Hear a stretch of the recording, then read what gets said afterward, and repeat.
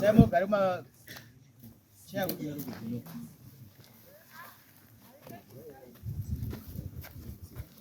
gari pamwe po.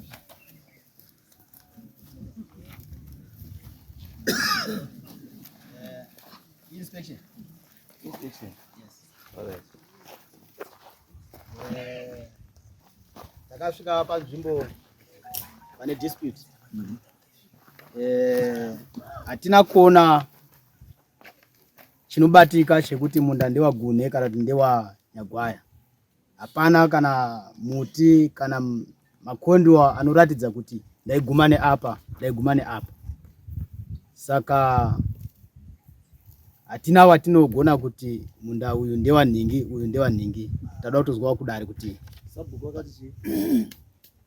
Sabhuku waiti munda ndewa Gune. Waiti ndewa Nyagwaya.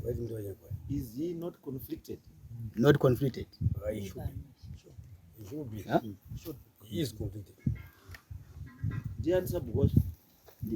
How are Sabhuku? How are Sabhuku? Aripo. Yarugo.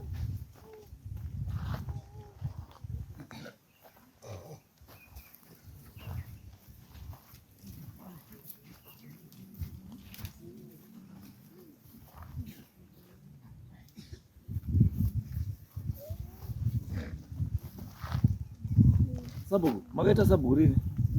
2015. 2015? Yeah. Okay. Iyi land yakapiwa rini? Kupiwa awa? Handizviziva, ndakangoitwa Sabhuku indoripo paNyagwaya. Saka muna chamunoziva? Zvekumashure handizviziva. Saka chimeans hamuna chamunoziva. So hazvina zvamunokwanisa kutaurira. Hamuna chamunotitaurira munhu. Muri Sabhuku muripo, but you don't have the history. Sorry. Aiwa, Sabhuku matinoda. Ndakubvunzai kuti makaitwa Sabhuku rini mukati 2015. Ndikati wakapiwa rini land? Mukati hamuzivi, mamusati mapo. Andizvo? Andizvo ndabvunzai. Andina mbobvunzazve, ndabvunza ndichishona futi. Ndati makaitwa Sabhuku rini mukati 2015. Ndikati Sabhuku wakapiwa rini minda? Mukati hamuzivi, mamusati mapo. Saka kana matotaura kuti kana mamusati mapo, it means hamuna chamunodini? Kutotaura nemi ndakuda kuti munditaurire zvamakafidwa. Zvino handidi. Ndiruda Sabhuku ari kuziva history ye these two chi. Zvitori nani kutoti next door. Pandanga ndiri kuti handisati ndaziva ndaenda kuti history yemunda ndinayo ndisati ndaSabhuku ba. Ndibva ndazoita hangu Sabhuku asi history yemunda ndinayo, ndo pandati ndakanganisa kuchimbidza kudaira sandanyatsokunzwisisa. Munoziva zvipi? History yemunda ndingati ini ndakaberekwa muna 1953. Muna 1961 ndibva ndatanga sabhu yechikoro yatatu grade 1. Ndibva ndachiti sabhu B. Ndibva ndatanga uchingozivawo parunzi paNyagwaya, pamunda paNyagwaya, kusvikirana nhasi parondonzi pamunda paNyagwaya. Awa mbuya Gune wanekwawo kunonzi kwaMakanga. Ndo kwataindozivawo kuti kwaMakanga tichibva nemombe dzedu kumunda naNyagwaya kwataibatanidza ng'ombe pakurima. Taitonzi munatimbidzira ng'ombe dzirege kupinda kumunda kwambuya Gune ngekuti muri munzira. Ndiyo history anozivawo kubva ipapo kusvika ndizoitwa hangu Sabhuku. Okay. Saka ndozvamunoziva basi.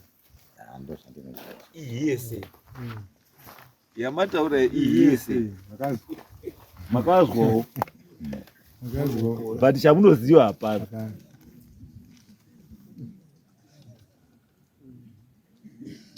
Muine 8 years. Andizvo? Ende muine 8 years ka? Hamukwanisi kutumira mudare muno muchitaura nyaya dzekuti ndine 8 years ndakazwa zvakare because you are minor. Maitodawo guardian wokuti yo kana matopara mhosva mune munhu aitonokumirirayo. Saka you cannot come to this court and talk about zvinhu zvakaitika muine 7 years. 7 years zvakataura aiwa. Munoziva zvinotaura Sabhuku. Ndati Sabhuku kana uri below 8 munhu wese ari 18 years and below. In a court of law anozi mwana. The minor. anomiririrwa. Anomiririrwa.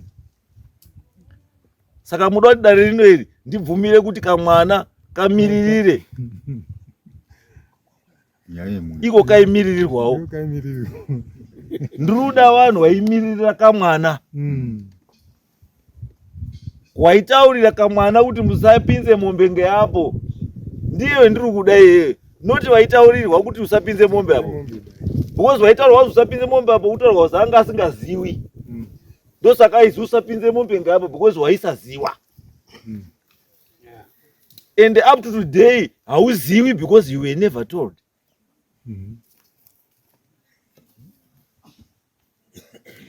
Teachers and it. So ndosaka ndataura kuti I don't want people who come to court wari conflicted. Toda vanhu vanouya kukoti vachiuya kutaura zvavanoziva chete chokwadi. Chaasingazivi munhu ita sei? Nyarara. Taura zvaunodini? Chete chete. Because you can remember well, ndo ine history yekuti this land yakanga iri under Minister of Lands, nechi ine application yatakaita Minister of Lands. Ndiyo kai? Ndiyo. Anditi? Ino include negasi. Nechikoro chiri pamhiri chinonzi ichi.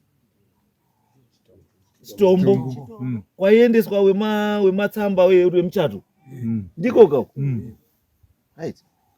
Ndosaka ndataura sabhuku. Angamuzwa ndutaura. Yanga itori land yehurumende. Yamutaura munoziva nezvayo. According to history, it was state land. Yanga iri controlled neMinister of Lands. Ndo pazovakwa Chitombo primary school, ndo pangwa pazovakwa Gatsi nezvimwe. Handizvo?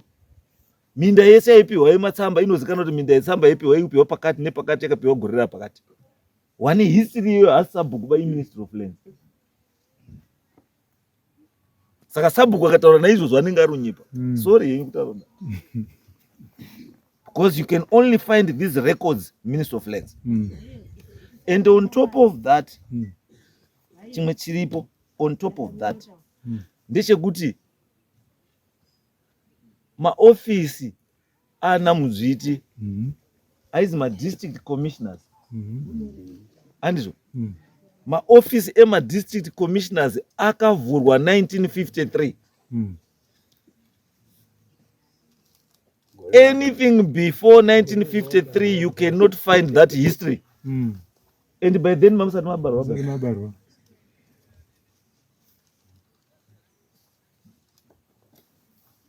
Muruzaizo ndutaura. Maofisi emadistrict commissioners akavhurwa 1953. Chinhu chakaitika before 1953 chese hauchioni because hachina record.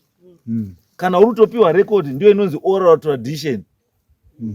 Ndechekuti sekuru nambuya utaura kuti ere gore rakati apaiso there is no record to show that.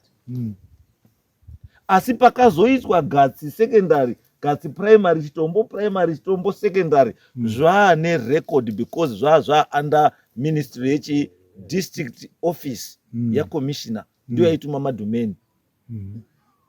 Titesa. Saka nyaya iyo hainetsi. Takaisa application ku Minister of Lands.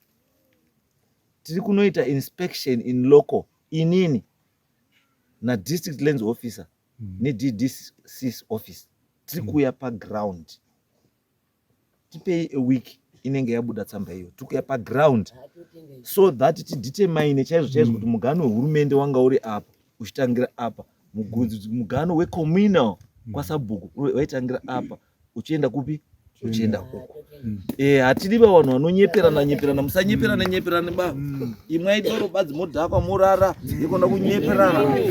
Pamusoresishe ndada mutaura kuti muchori bazi mutamatsoke yakapira unanga. Akanaka pani baba mati waka. Inini ndini muroro wasanyakwai. Pakatorwa ye kuchikoro ichi murume wangu inini baba po nyagwai anditi munda uyu wangu wakati madhundu mairi asekuru ezve handichatodiba zvemunda pandiri kuuya neland officer nemepu yedu ndo mepu ichatotaura kuti dhunduru papaine dhunduru apa munoziva zvinoita manje wangu wasina upusa bawanhu yekuofisi pawaituma madhumeni ndo paienda kuiswa chinhu chinonzi chiwakawakwa inonzi chirongwa kana kuti chimbuya mbuya. Mukachitarisa chirongwa chaichi pane dombo 1 rakanyorwa kuti 4228. Mukaenda kuofisi kwaDA kunga ndiri kutsvagawo kondo number 4228. Rubva rabuda kuti ikondo raMutsata. The record is there. Saka as long as paine chiro kwarongwa chine nhamba, nhamba iyoyo ndiyo ichatitaurira muridzi ine zita. Saka mutsanetseke. Technology yakangwara.